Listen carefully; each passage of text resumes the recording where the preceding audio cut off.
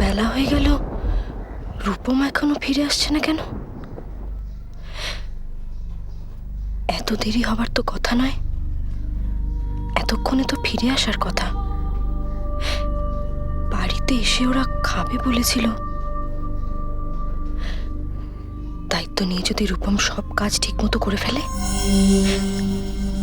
তাহলে তো খুব মুশকিল হয়ে যাবে।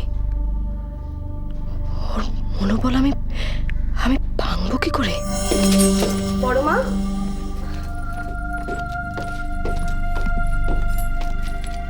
বড় মা আপনি খাবেন না? অনেক বেলা হয়ে গেছে তো। দেখো তো কত বেলা হয়ে গেল, রূপমটা তো এখনো এলো না। আমি ওর মা না হতে পারি, কিন্তু ওর মায়েরই তো মতো। ও না খেলে আমি কি করে খাই বলো তো? তা তো বটে। আচ্ছা আচ্ছা, আমি রূপমের জন্য না হয় অপেক্ষা করছি। আপনি আর দিদা খেয়ে নিন না, এরপর বেলা গড়িয়ে গেলে খেতেও ইচ্ছে করবে না। না নীলা, তোমরা বরং খেয়ে নাও, রূপম এলেই আমি তারপর খাবো। চলো, আমি তোমাদের খাবার বেড়ে দিই। চল। বড় মা, ওই তো এসে গেছে। বল, আজ কি হলো? সে অনেক গল্প মেজো বৌদি। আজ না আমি এখন থাক না নীলা, ও একটু কিছু মুখে দিক, তারপর না হয় আমরা সবকিছু শুনবো। দেখো তো না খেয়ে বেচারার মুখটা কেমন শুকিয়ে গেছে। না না, আমি একদম ঠিক আছি বড় মা। শোনো না, জানো তো আজকে না আমি থাক না, তুমি আগে খেয়ে নাও হাত মুখ ধুয়ে, তারপর তোমার সব কথা শুনবো। হ্যাঁ হ্যাঁ, সেটাই ভালো। অফিসে অনেক কাজকর্ম করে এসেছে, ও একটু খেয়ে নিক আগে, বিশ্রাম নিক, তারপরে না হয় আমরা কথা শুনবো। কি রূপম? ঠিক আছে।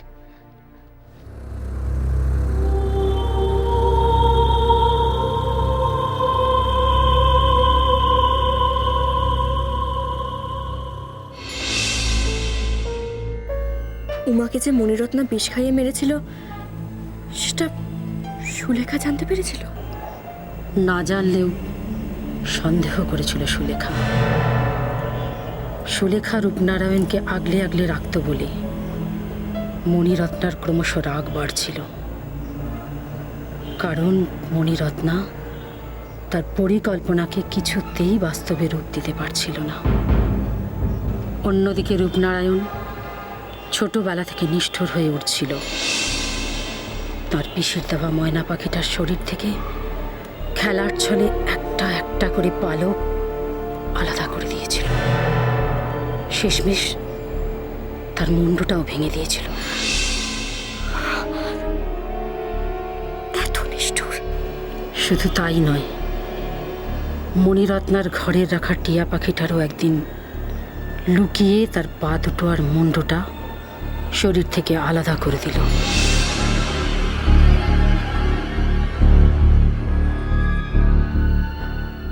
এত ছোট বয়সে এত নিষ্ঠুর!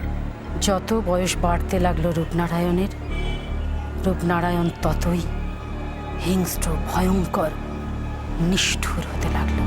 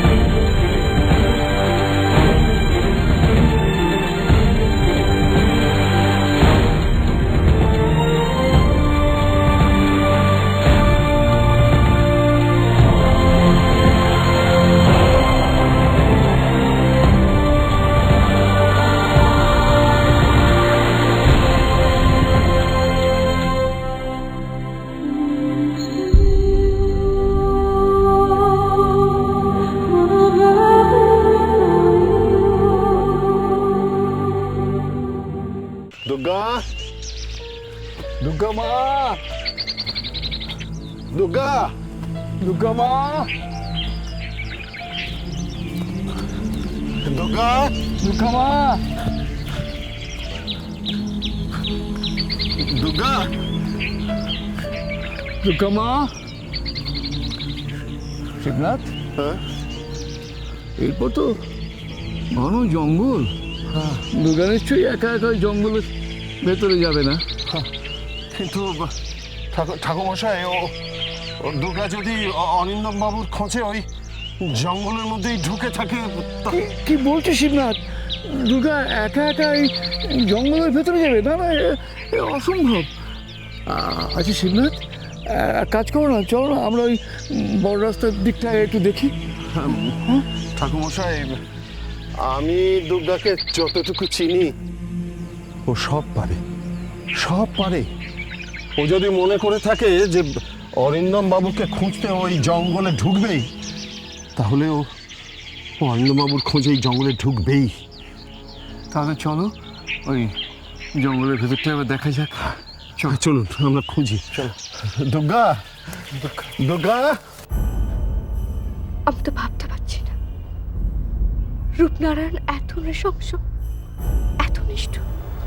যত দিন যেতে লাগলো রূপনারায়ণের মধ্যে বৈপরীত্য বেড়ে উঠতে লাগলো।